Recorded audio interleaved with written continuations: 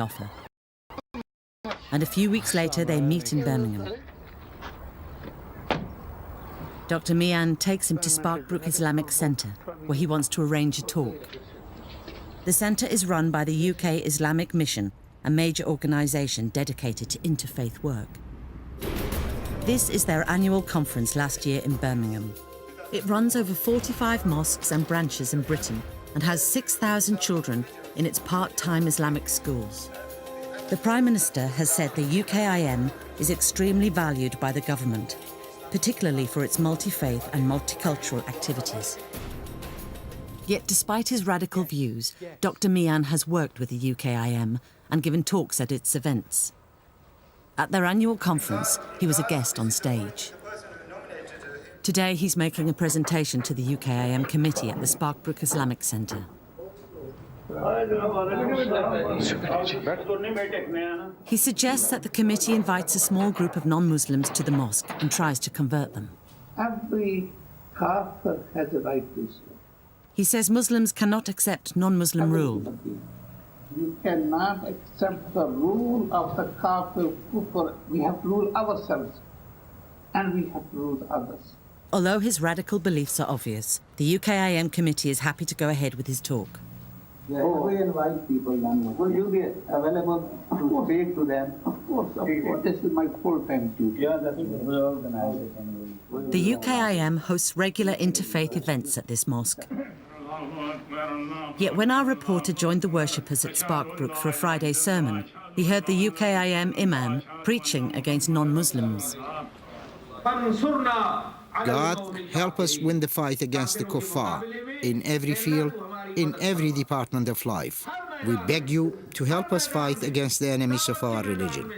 Help us fight the kuffar. The UKIM runs dawah, or missionary centres, which spread the word. Our reporter visits one of them at Alum Rock Islamic Centre in Birmingham to see what kind of materials they circulate. Is the Dawah Centre open upstairs? Yes, what do you want? I'm looking for some books. Okay, yes. He's given some free leaflets. One thing is this one. Okay.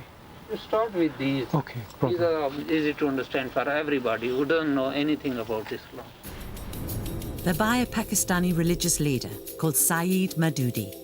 He was the founder of a fundamentalist political party in Pakistan called Jamaat Islami. The UKIM literature outlines his radical message. Islam is a revolutionary ideology which seeks to alter the social order of the entire world. Muslims form an international revolutionary party. The pamphlets contain some of the ideas that Dr. Mian preaches, that Muslims must work towards doing away with all non-Islamic governments and set up an Islamic state. The party Maududi founded, the Jamaat Islami, has links with the Saudi religious establishment. Although it stands in Pakistani elections, its aim is to set up an Islamic state run by Sharia law. The man who runs the missionary centre in Birmingham says the UKIM is an independent organisation with its own objectives. But he says they follow the same ideology as the Jamaat Islami. Ideologically, we are affiliated with Jamaat Islam. It's the same ideology? Yeah, you can say that. It's the same ideology. He claims the UKIM shares the same ideology with other fundamentalist organisations, like Hamas in Palestine and the Muslim Brotherhood in Egypt. Some are in Pakistan, some are in Egypt, or some are in wherever they are. Their ideology is same. So you can say our ideology is same with them. Thank you very much. Our reporter finds the UKIM accepts money from Saudi sheikhs. Every week at its Sparkbrook Mosque, a list of donors is read out. Saudi Arab ke professor Sheikh. Our reporter attended a day of talks arranged at the UKIM Sparkbrook Mosque. When we contacted the UKIM, they said they had hired their centre out to another organisation who arranged this event. In public, the UKIM has told Muslims they can participate in British democracy, and it invited politicians to its annual conference last summer in Birmingham. And here, as a friend of Islam, and as a Labour politician. But in the day of talks in their mosque, invited preachers condemned democracy. Today we find ourselves bearing the brunt of a pervasive attack against Islam, trying to win the hearts and the minds of the Muslimin over to become advocates and supporters of a democratic system. Then never will the Jews and the Christians be happy with you until you follow their way, and you follow their system, and you follow their way of life. Call the people to avoid and renounce the millah of the Jews and the Christians, which is a millah of freedom, which is a millah of equality, which is a millah of democracy. The next speaker is introduced as the Deputy Headmaster of Darul Uloom Islamic High School, a single-faith secondary school in Birmingham. The government has urged single-faith schools to promote tolerance, inclusion and understanding between different sections of society. They talk about integration.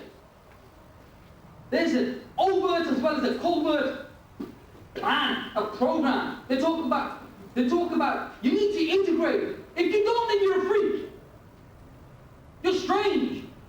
There's something wrong with you. Like if you have something against homosexuality, they've got a name to call you now. You're a homophobic, man. There's something wrong with you. Not with this gay. Sorry, a homosexual. Well, which part of this society are we supposed to take and adopt as our life? Which one? His criticism of Western society even extended to democracy itself. And we've got all these people and all these organisations talking about it. Let's be democratic. And I disagree with him for using the word democracy. He should call it according to the Islamic understanding of the word, which is kufrocracy. Kufrocracy. That's the plan. This is a hidden, cancerous aim of these people. Darul Uloom School told us that the deputy headmaster no longer worked at the school and said his views did not represent the school's. The former deputy head told us he had resigned and said he did not believe that Muslims should isolate themselves from the non-Muslim community. The UKIM works with the police and invited officers to its annual conference. I take huge comfort from the really positive messages from the Muslim community. But in the event, which they allowed at their Sparkbrook Mosque, another invited speaker said Muslims can't join the police. Is it correct? Is it viable to join the police? How can you be implementing the laws of kufr? It means a rejection of the concept of democracy, rejecting all of the entirety of the system. He mentions a Muslim who joined the British Army and was killed fighting the Taliban last summer. There was an individual who was killed in Afghanistan recently. Well, it was a Muslim name. He came from a Pakistani family. And do you know what they've written in the tabloid newspaper? Hero of Islam. Hero of Islam who went into a Muslim Afghanistan to kill Muslimin. Why? Because their crime is implementing Islam. Then he praises the Taliban fighters who killed him. The hero of Islam was the one who separated his head from his shoulders. Sparkbrook Islamic Centre told us that the hall had been hired out by another group and said, under no circumstances should the UKIM or Sparkbrook Islamic Centre be held responsible for the event. The UKIM said the event did not reflect our policy or culture. It said it had no organic links with Jamaat Islami in Pakistan or any other Islamic party.